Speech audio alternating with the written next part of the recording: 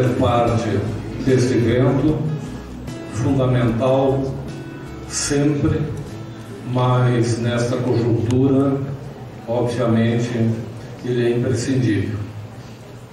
Também fazer parte de uma mesa, meu amigo de longo tempo, Danilo, com o qual compartilho e aprendo muito sobre as questões indígenas. Bem, eu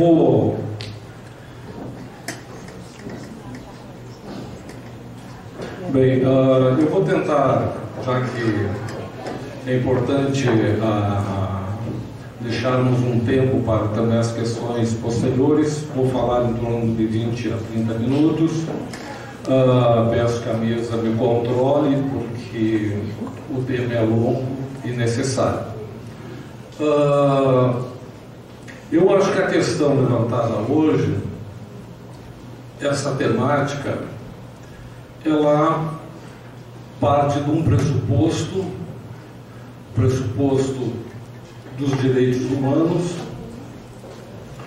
e o pressuposto do contexto e o que nós resistimos, sobre o que nós resistimos. A ideia da resistência, ela é uma ideia que coloca na sua centralidade o espectro de um direito tomado, de um direito retirado. A resistência sempre é isso. É um direito não reconhecido, um direito vilipendiado, e dentro dessa perspectiva nós nos colocamos frente a uma situação histórica de direitos impossibilitados, direitos retirados, numa perspectiva desses direitos da construção de uma sociedade. E aí aparece a primeira questão que eu quero levantar com vocês. Nós temos como preocupação fundamental, quando a gente discute, é saber a partir de que paradigma nós estamos conversando. E quando nós falamos da temática de hoje, e quando nós falamos fundamentalmente de direitos humanos dentro da conjuntura em que nós vivemos, e também em toda a transição histórica, a pergunta que pauta isso é a pergunta: o que é um país? Fundamentalmente, o que é um país é a questão preliminar para se discutir todo o resto. Então, na perspectiva do que é um país, eu quero trazer três compreensões de país que deve estar na construção do país, porque um país, além de ser uma construção frente a uma situação adversa, a sustentação, desenvolvimento e formação de um grupo social, se a gente quiser levar para uma redução experimental, mas fundamentalmente o ser humano, ele é um indivíduo que se faz para o futuro. E aí eu acho que está toda a dialética dessa discussão de hoje. O que é um país? O que é fundamental para se pensar um país? Nos pensarmos num país e dentro dessa ideia de devir, de utopia e de construção do futuro. Nós só podemos pensar o ser humano a partir das suas conquistas humanitárias, a sua presença conjuntural, como uma plataforma, como um lugar de nos garantirmos e garantir que tipo de sociedade nós queremos para o futuro, né? Esse é o espectro geral do tema. E, digamos assim, o que constrói um país, ele tem, se a gente pegar lá os ensinamentos de Hegel, o que o Hegel diz? O Hegel diz o seguinte, que as pessoas andam junto, precisam andar junto, tem todas as questões afetivas, amorosas, de sobreviver, mas fundamentalmente frente ao perigo externo. Só que o perigo externo, ele pode, quando a gente sai de uma micro-referência do grupo social, por exemplo, onde vai surgir essa ideia de comunidade de destino, que é a categoria fundamental do Hegel, né? E, portanto, é a ameaça da guerra para sobreviver, faz com que as pessoas se organizem, né? Criem relações, laços para sobreviver. Mas esta categoria, ela é ainda muito limitada porque ela coloca apenas um aspecto do problema. O problema verdadeiro, que é substantivo, é a segunda categoria. As sociedades são imaginadas. As sociedades são imaginadas. Então, junto com a ideia de comunidade de destino e junto com a categoria de sociedade imaginada, que tipo de sociedade, quando você imagina, você tenta realizar? Então nós passamos unicamente, carregamos sempre o perigo externo, só que as questões que são fundamentais para a sobrevivência do grupo, ele chega à complexidade de um país. Só que a complexidade de um país não é mais do pequeno clã, não é mais de uma sobrevivência quase a nível do parentesco. A complexidade do país, ela se dá pela formação das classes sociais, culturais. Por isso é preciso imaginar, porque um país é feito de diversidades que às vezes são fundamentais dependendo da sua formação. Num país é possível que aquilo que para o pequeno grupo é um perigo externo, começa a ser internamente, esse perigo está no âmbito interno, dada a complexidade do país. Né? Como é que um país tão complexo, como é que ele se encontra, digamos assim, a mediação das diferenças e a possibilidade de colocar uma igualização em que uma série de condições são possíveis para os indivíduos viverem nessa sociedade entre as fronteiras nacionais. Eu quero juntar aqui com vocês, tomar essa liberdade, duas categorias que para mim são fundamentais nessa luta do ser humano ser uma construção para o futuro. Essas categorias é uma categoria muito antiga, quer dizer, é uma situação muito elementar lá dos antigos clãs, onde vai surgir essa ideia de comunidade de destino, e uma categoria da psicanálise que nos faz entender o que é real, né? Então, eu compreendo que é necessária essas duas categorias pelo seguinte: lá na origem da formação social se colocou aquilo que nós podemos chamar do emblema fundante por uma sociedade surgir com uma potencialidade. E essa potencialidade, ela está naquilo que mais tarde se transformou numa utopia moderna, ou numa utopia para o futuro, que o Thompson chamou de comunidade ou economia comuneira. A economia comuneira, ela estabelece aqueles laços afetivos de responsabilização de um para o outro. O destino do outro é também o meu destino.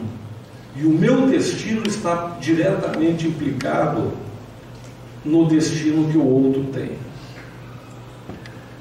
O que nos auxilia também nessa composição aqui, um pouquinho do devaneio teórico, é a referência da alteridade.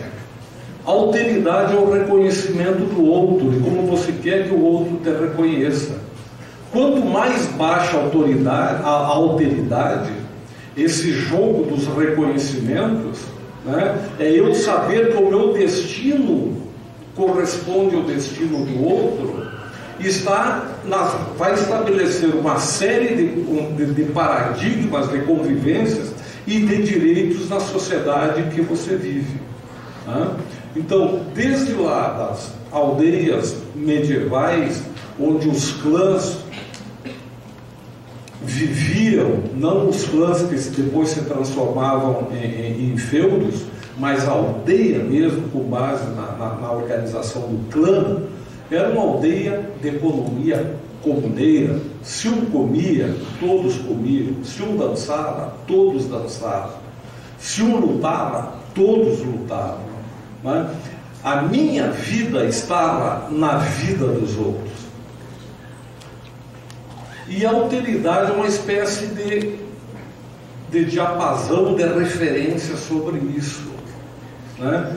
Se a minha relação de alteridade for baixa, tanto como classe social, a minha classe em relação a outra classe, ao mundo do trabalho, seja lá o que for, essa sociedade ela é mais caótica, mais violenta, mais desigual.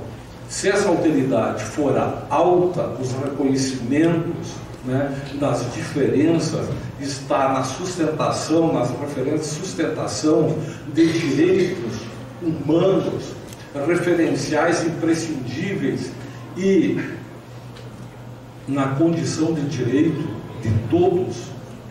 Né? Imagine que utopia maravilhosa, o texto escrito da Constituição de 1988 fosse realmente executado. Todo mundo tem direito a morar, todo mundo tem direito a comer, respeito à diversidade, se não existisse mundo real. Mas esse é um paradigma interessante, porque a realidade também se faz pelo discurso. A imaginação, a sociedade que se imagina, move o presente para o futuro.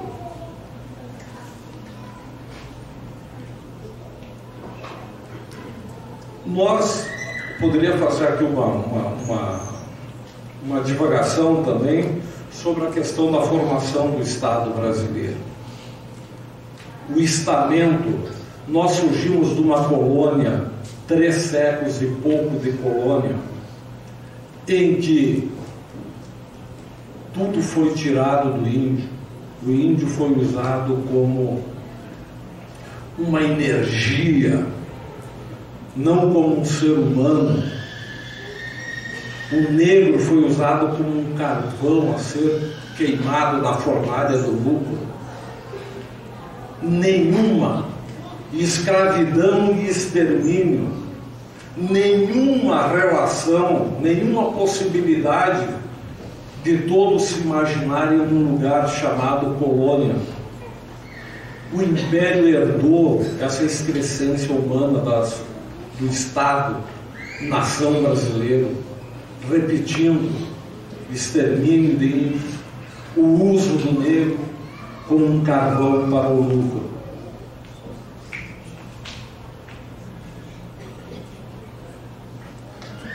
Sem devir e utopia, a sociedade é violenta, e essa herança que nós temos, colonial, imperial, ela estabelece relações, se fosse apenas autoritárias do ponto de vista que um autoritarismo tivesse paradigmas mais elevados de alteridade, de uma ideia de lugar para todos, mas é um autoritarismo excludente, genocida, exterminador, em que não existe o reconhecimento das maiorias. E quando nós chegamos na República, nós viemos com toda esta herança nefasta. A República Brasileira, nós somos um sucedâneo, ela está sustentada naquilo que eu chamo o tripé da maldade. Esse tripé da maldade, ele tem aquilo que nós chamávamos de dependência, por décadas e décadas da República, que agora no neocolonialismo, no neoliberalismo, nós podemos chamar de neocolonialismo. Porque tudo aquilo que aparentemente se lutou após a Segunda Guerra Mundial, no sentido de uma modernização, no sentido de passar da Guerra Fria de direito, saindo nessa bipolaridade entre o capitalismo e o comunismo, né? Demonstrando que existe vida também, outras formas de vida fora da Guerra Fria. A Guerra Fria foi usada e retornou juntamente com aqueles elementos mais perversos do colonialismo, do imperialismo. E eu quero tomar também nessa conversa um tema mais do que necessário e perigosíssimo, que faz parte do tripé da maldade, que é a segunda perna do tripé. Como é que nós enxergamos na sociedade brasileira a perversidade do neocolonialismo que vem desde os achamentos, desde o Império, etc. A manutenção do estamento, a manutenção do patrimonialismo, em que quase castas, ou um sistema de sustentação do uso da sociedade, do uso da produção do povo através do controle do Estado. Isso é uma maldição, é uma maldição terrível.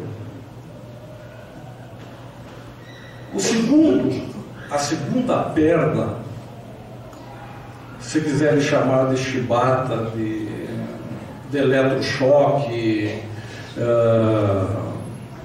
de fornalhas de eliminação, ele é formado de tudo isso.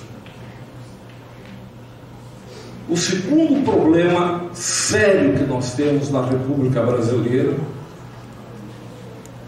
mesmo em momentos aparentemente de liberdade constitucional, mesmo na ditadura, mesmo no períodos de autoritarismo mais execráveis. O segundo elemento do tripé são as Forças Armadas. As Forças Armadas são mais do que elas estão liberalizadas do estamento, e liberadas do estamento, elas atuam como uma corporação que se sente responsável, para usarmos um termo mais brando, responsável pela República, ou responsáveis pelo Brasil. O golpe militar que proclamou a República,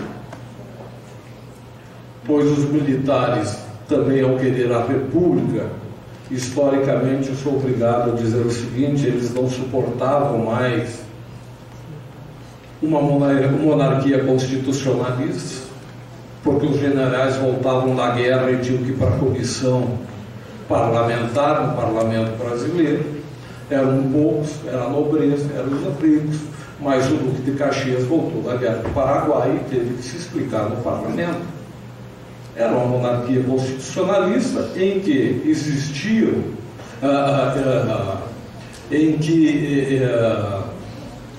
gozavam desse direito, né? Obviamente, um direito censitário, um direito baseado no poder econômico e um direito também exercido pelas elites. Mas o jogo do parlamento com o Estado e as Forças Armadas, não podemos nem chamar muito de Forças Armadas, o Exército e a Marinha, mais o Exército, começam a ter um estranhamento também já no Segundo Império em função de relações de constitucionalidade. Como donos da República, se construiu no Brasil, sempre e nos últimos tempos, uma balela de que as Forças Armadas são forças protetoras da Constituição. A Constituição não diz isso. Que bobagem é essa? Que golpe midiático, cultural é esse, que as Forças Armadas são protetoras da Constituição? Quem é protetor da Constituição é o povo brasileiro, através dos seus representantes que fizeram a Constituição. E lá na Constituição as Forças Armadas são encarregadas da defesa do país.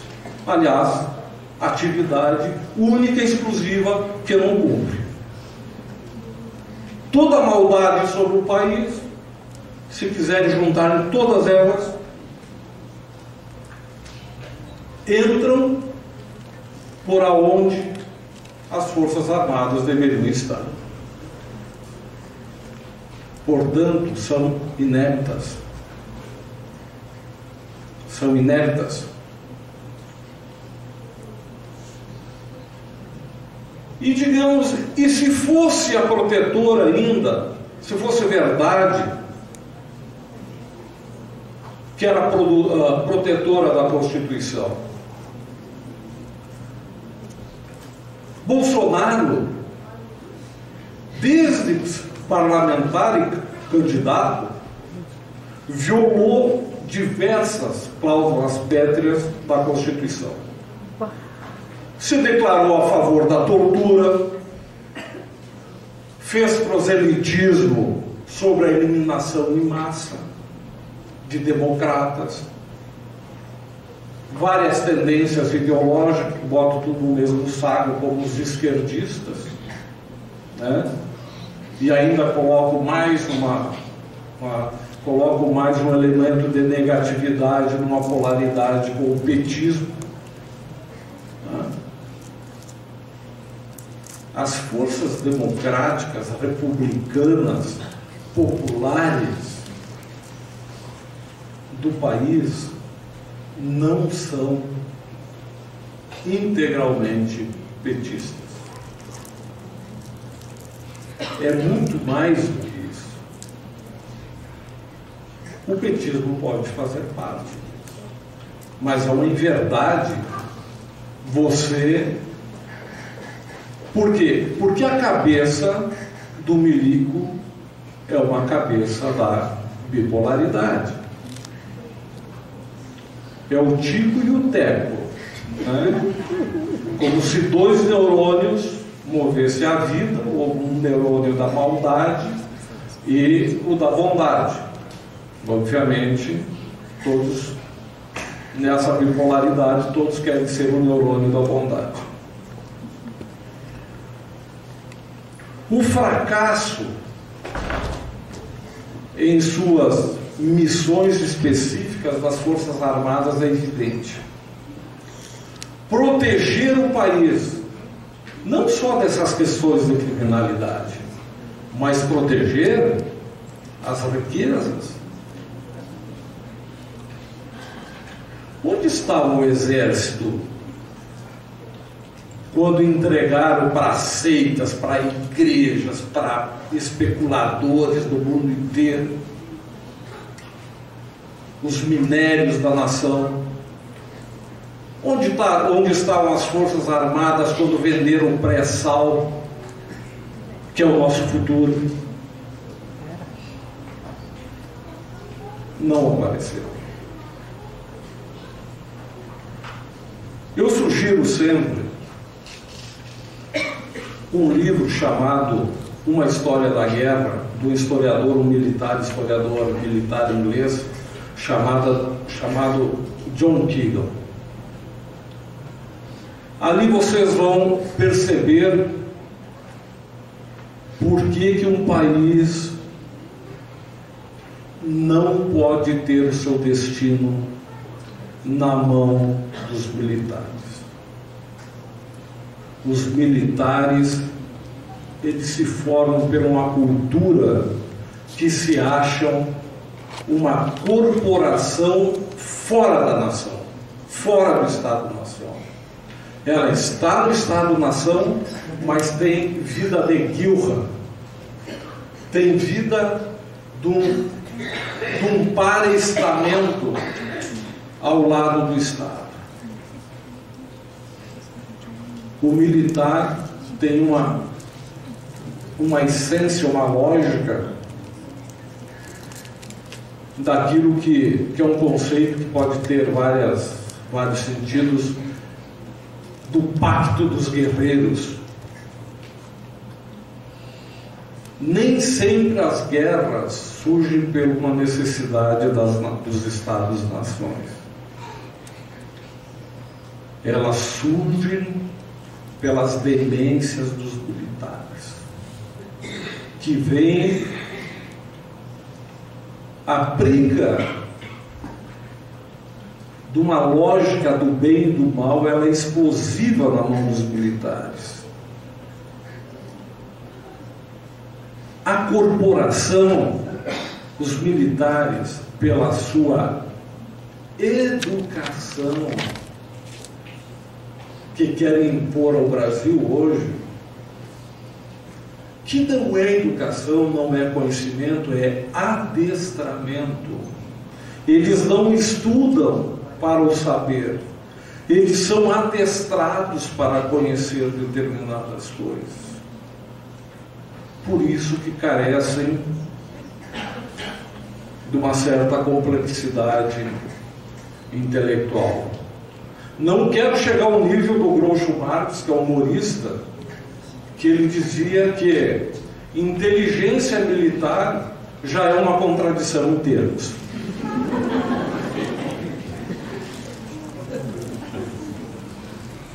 Vamos pegar o exemplo de um lumpen proletário que se transformou em presidente do Brasil.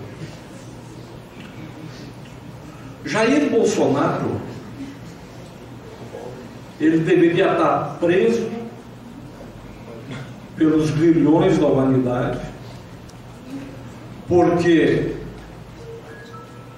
ele foi submetido, ele foi preso e submetido a inquérito militar pelo descobrimento do seu plano terrorista para o Rio de Janeiro. Matar pessoas inocentes. Isso está tudo no inquérito que ele foi submetido. Ele ia explodir prédios no Rio de Janeiro para fazer reivindicação salarial e provocar um caos. Aquela ideia é provocar um caos, tipo o Rio Centro, culpar os comunistas que queriam entregar o ouro do Brasil para a Rússia, para não sei o quê, né? Uma ideia de maluco. Ele ia botar bomba, a ideia dele era botar bomba nas caixas d'água do Rio de Janeiro, né? Não mataram mais as pessoas como hoje com enchentes naturais, né? Mas enchentes provocadas por bombas. Horror! Pelo que mais Bolsonaro foi acusado nesse inquérito? Garimpo irregular. Ele usava a sua condição de militar para fazer garimpo. Isso está no inquérito. Frente a essas coisas elementares, o que a corporação fez como decisão, enquanto o ministro da ditadura militar pedia a prisão mesmo? Qual o acerto que a corporação fez? Deu um prêmio para o delinquente terrorista. Ele era tenente, foi promovido a capitão e levado à reserva, jovenzinho ainda, com uma pensão vitalícia de soldo de capitão. Meu Deus. Como é que você vai acreditar? Tem.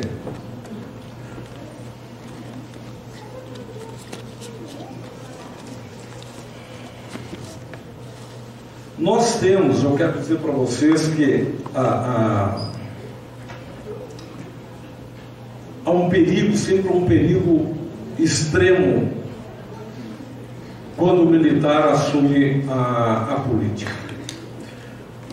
Eu não sei se no Brasil eu era muito otimista até as últimas eleições.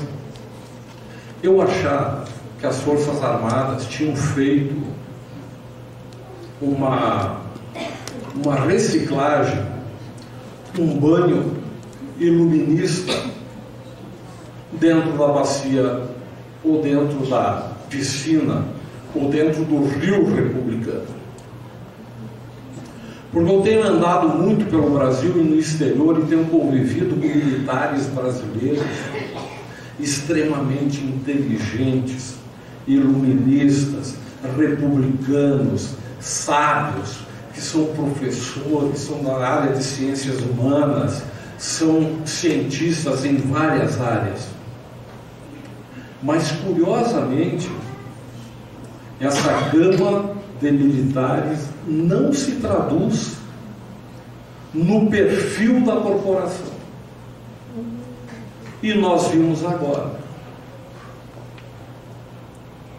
o perigo novamente vivido durante a ditadura militar, porque o perigo da ditadura e do autoritarismo, da falta de direitos humanos, o perigo não é, digamos assim, sempre tem perigo, mas digamos assim, a barbárie, ela não se expressa na relação com os ideólogos. Eu, se fosse preso durante a ditadura militar, eu queria tomar mate todo dia com o Golbery, com o Jarbas Passarinho, com o Delfim Neto. O problema é que o Estado, os ideólogos estão distantes do Estado. Todo autoritarismo e toda a ditadura,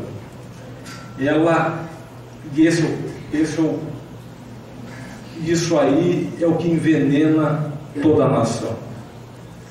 ela libera a besta do campesinato, das baixas classes, dos baixos funcionários, da milicagem da ralé que passa a ter poder. A pior coisa de um país é imbecil com poder. Porque eles são de uma violência, de uma perversão. Por que vocês acham que aqueles soldados do Rio de Janeiro executaram lá o Monte Negro? A ordem agora é matar, está tudo liberado para matar. Que inimigos são esses que se pode matar? É dentro dessa ideia da polaridade. Eu poderia contar para vocês os meus tempos de repórter policial. Seria-se uma conversa. É que tudo, o inspetor, o delegado, a PE, não vejo mais PEs aqui, porque não tem mais exército, Passo Fundo, todos assumem uma convicção de algoz. É o estupro de estudantes, desencadeia em todas as forças públicas as forças do mal. A cadela fascista baba nos seus filhotes. O leite da cadela fascista é a baba do ódio. Quantas estudantes, onde eu estudei, fui jornalista, uma das cidades de jornalista em Santa Maria, quantas estudantes eram estupradas e não tinham a quem recorrer nas delegacias de polícia, nas viaturas da Brigada Militar. Mas não é só nas forças públicas. Na sociedade civil, também a barbárie se organiza. Na ditadura militar, uma dessas barbáries era o CCC. Que eu tinha um ex-cunhado militar, que está naquele tempo que passa lá que os universitários são levados para o exército, são oficiais durante um tempo, R2. Eu tinha colegas que é o seguinte, o CCC, aqui o maior pessoal não ouviu falar o que é CCC. O CCC era uma milícia civil que apoiava os militares que se formavam nas universidades, nas fábricas, nos ambientes de trabalho, na sociedade civil. Chamava-se Comando de Caça aos Comunistas. Qualquer pessoa que cantasse Chico Buarque já era o suficiente para ser classificado de comunista. Eu tinha uma colega do interior que foi estudar jornalismo e ela, por o simples fato de estudar jornalismo, ser nossos colegas, tinha um pessoal interessante, né, no jornalismo de Santa Maria. Ela todo dia, quando saía do jornal, 10 da noite, mais ou menos, ela era seguida por um carro e até a casa dela. Eles não usavam máscara, não usavam capuz, chamando ela de tudo. Dizia o endereço dos pais, dos tios, do namorado, dos colegas, o terror. Esse é o mundo que se coloca. Então o autoritarismo é a liberação da barbárie. Sem contar, dentro daqueles órgãos de segurança, é onde se ocorrem nesse sistema social, nesse sistema, obviamente que que avançou muito em setores da Polícia Civil, em setores da Brigada Militar, em setores do Exército. os ares republicanos. Né? Mas nós não estamos falando sobre homens e mulheres de consciência social, democrática e republicana. Nós estamos falando na cultura de lumpenzinato,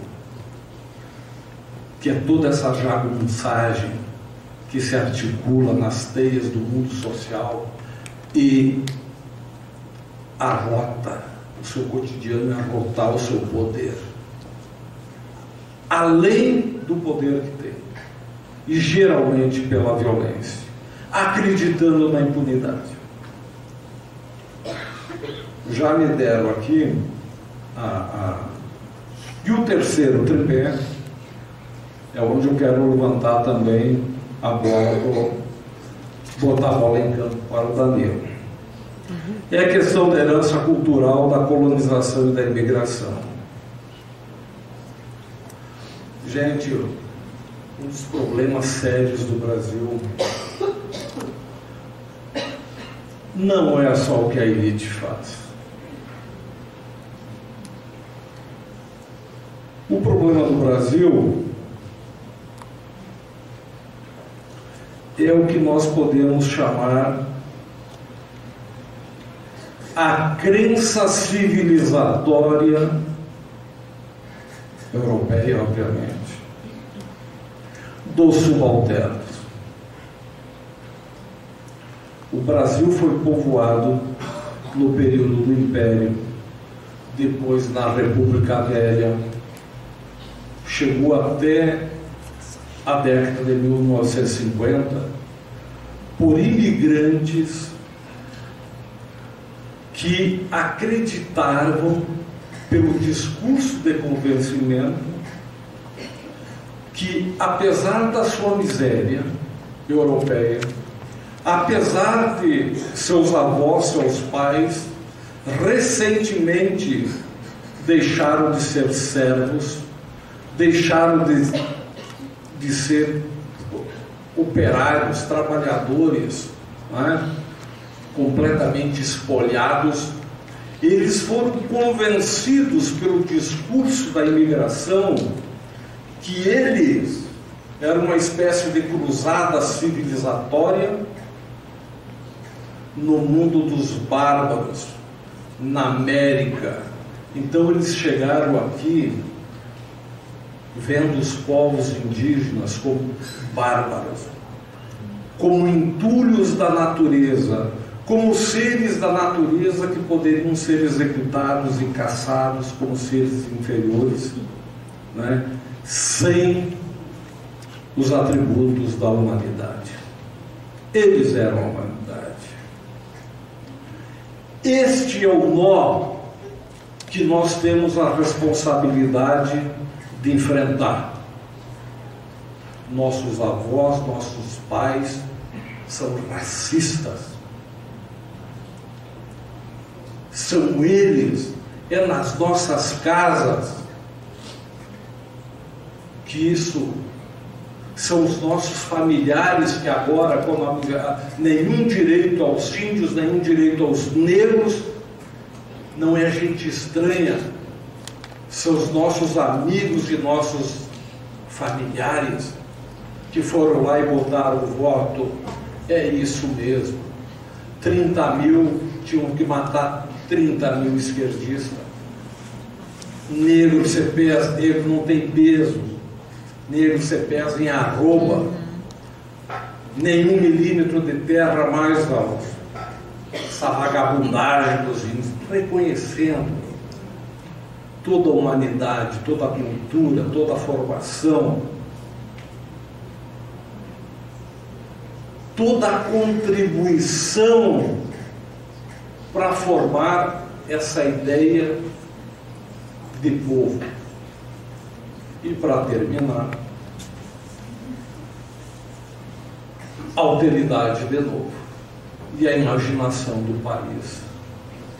A desgraça do país foi que, e sem fazer isso, nós não vamos chegar a solucionar uma série de coisas.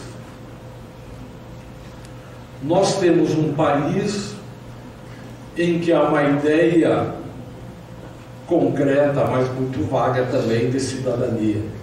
O cidadão é o habitante. E há uma crença que o nosso Estado representa uma nação.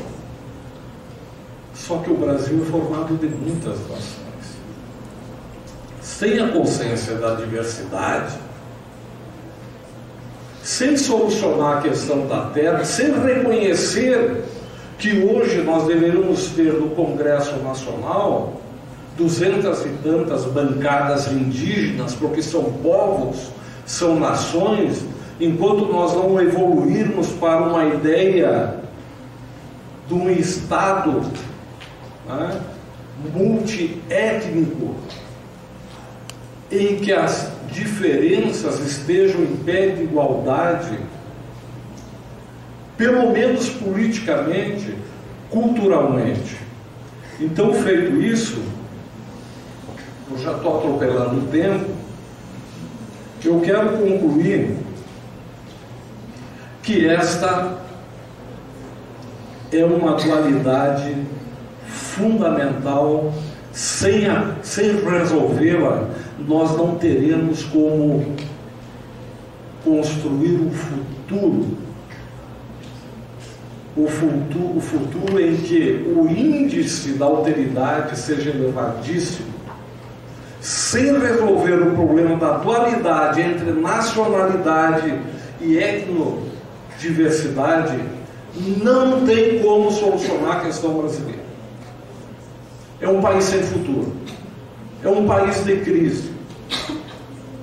É um país condenado à formação de uma espécie de isolamento do poder muito mais complexo, de uma elite. E o que interessa para a elite brasileira é não trabalhar com essa ideia de que na história é um negócio evidente, que esse país é formado por muitas nações, portanto tem que ser um Estado de nacionalidades várias. Não estamos mais diante da formação do Estado-nação lá do século XVIII, do século XIX. Tente pesquisar como é que a Bolívia está resolvendo um pouco esse problema. Tá? Então, no meu modo de ver,